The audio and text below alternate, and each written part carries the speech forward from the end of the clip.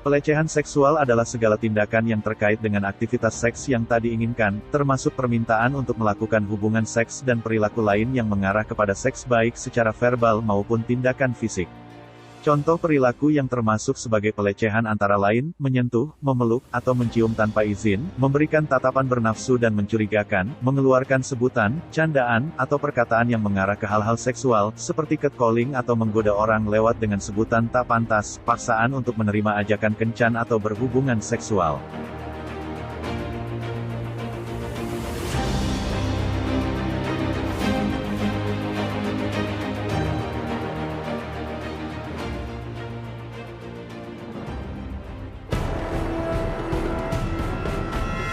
Kasus kekerasan seksual bukan kali ini saja terjadi di UGM. Sebelumnya, kasus serupa juga pernah dialami oleh mahasiswi Visipol UGM.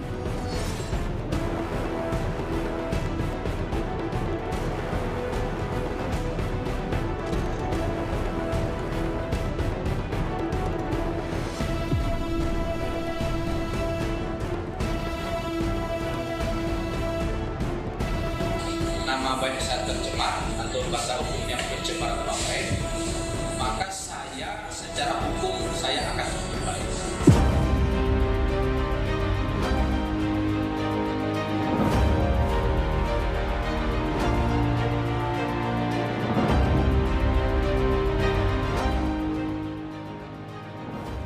Kekerasan seksual adalah setiap perbuatan merendahkan, menghina, menyerang atau tindakan lainnya terhadap tubuh yang terkait dengan nafsu perkelaminan, hasrat seksual seseorang, atau fungsi reproduksi, secara paksa atau tanpa persetujuan dari orang lain.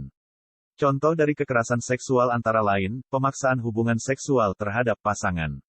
Menyebarkan foto, video, atau gambar organ seksual atau tubuh telanjang seseorang kepada orang lain tanpa persetujuan yang bersangkutan.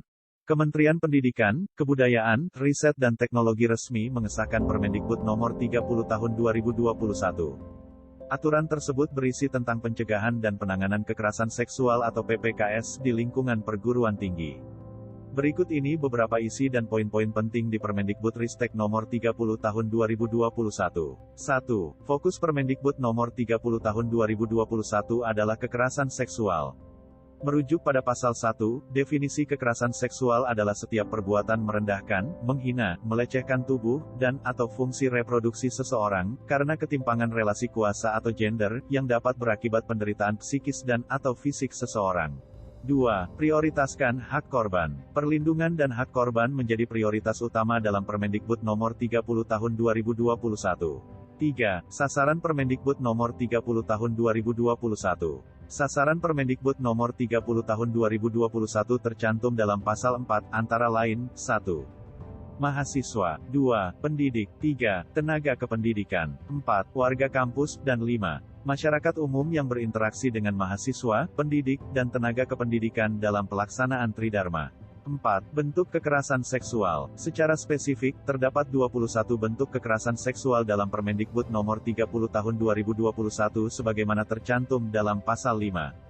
Kekerasan seksual yang dimaksud dalam aturan ini mencakup tindakan yang dilakukan secara verbal, non-fisik, fisik, atau melalui teknologi informasi komunikasi. 5. Penanganan yang wajib dilakukan perguruan tinggi.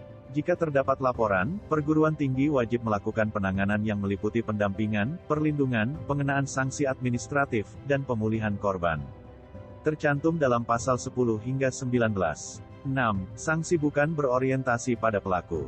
Dalam pasal 14, dijelaskan sanksi yang dijatuhkan kepada pelaku harus berdasarkan dampak akibat perbuatan yang dilakukan terhadap kondisi korban dan lingkungan kampus, bukan berorientasi pada pelaku. 7. Perguruan tinggi wajib bentuk Satgas. Berdasarkan aturan pada pasal 27, Satgas terdiri dari unsur pendidik, tenaga kependidikan, dan mahasiswa dengan memperhatikan keterwakilan keanggotaan perempuan, minimal 2/3 dari jumlah anggota.